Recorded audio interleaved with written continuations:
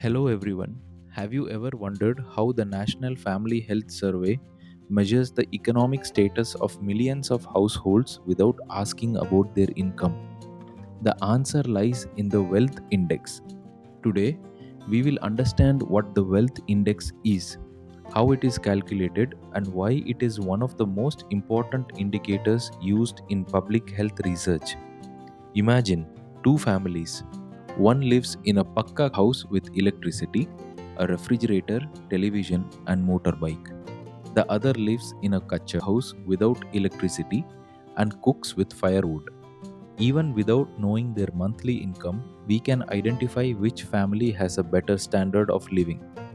This is the basic concept behind the Wealth Index. The Wealth Index measures the cumulative living standard of a household rather than its temporary income. It is a composite measure based on household assets, housing characteristics, and basic amenities. Since assets remain relatively stable over time, they provide a more reliable measure of socioeconomic status than income alone. Tracking direct income has several limitations, making it an unreliable measure of socio-economic status in large population surveys. Many individuals cannot accurately report their income, while others may intentionally underreport or overreport their earnings. Income is not stable and may vary with seasons, especially among farmers, daily wage workers, and self employed individuals. Some households have multiple sources of income that are difficult to calculate accurately.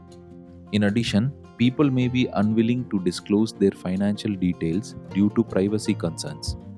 Because of these challenges, surveys such as the National Family Health Survey use the Wealth Index based on household assets and living conditions, which provides a more reliable and consistent measure of long term economic status. The first building block of the Wealth Index is the physical environment of the household. This includes the source of drinking water, type of toilet, facility, flooring, roofing, wall materials, electricity, cooking fuel, and other housing characteristics. These factors reflect the quality of the living environment. The second building block is the household asset inventory. Information is collected on household possessions such as televisions, refrigerators, mobile phones, computers, bicycles, motorcycles, cars, agricultural equipment, livestock, and other valuable assets. These assets help estimate the long term economic status of the household. After collecting all these variables, the next step is statistical analysis using principal component analysis, commonly known as PCA. This method assigns different weights to each asset according to its importance. The weighted values are combined to generate a single Wealth Index score for every household. The Wealth Index scores are then standardized. This process ensures that households can be fairly compared across different regions and populations. Standardization removes differences caused by varying asset distributions and creates a common scale for ranking households. Once the scores are calculated, households are ranked from the lowest to the highest score and divided into five equal groups known as wealth quintiles. These are the poorest, poorer, middle, richer, and richest quintiles. Each group represents approximately 20% of the surveyed population. The Wealth Index also reveals important geographical differences. Nationally, households are distributed equally across the five wealth quintiles. However, at the state or district level, the distribution may differ considerably. Some regions have a larger proportion of poor households, while others have more households in the richer quintiles. This helps identify areas requiring greater public health attention. The Wealth Index is widely used to study health inequalities.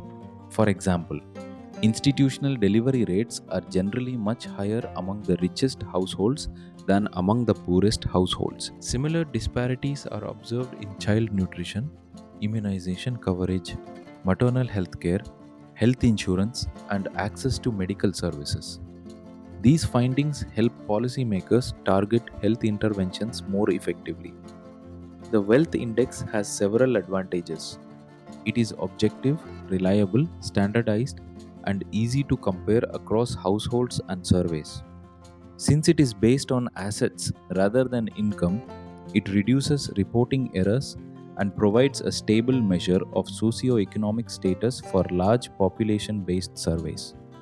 Despite its strengths, the Wealth Index has certain limitations. It measures long term wealth rather than current income. It may not accurately capture recent financial changes or household debt.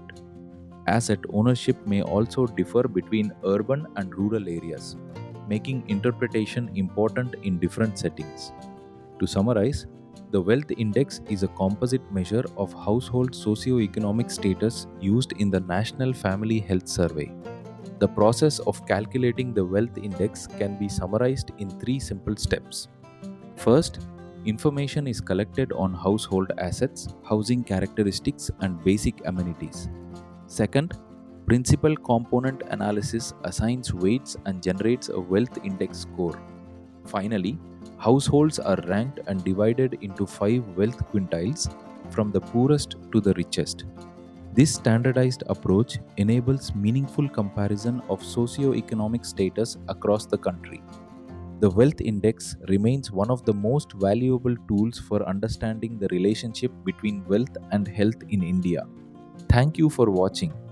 I hope this presentation helped you understand the Wealth Index more clearly. If you found this video useful, please like, share, and subscribe for more easy to understand videos on community medicine, public health, and medical education.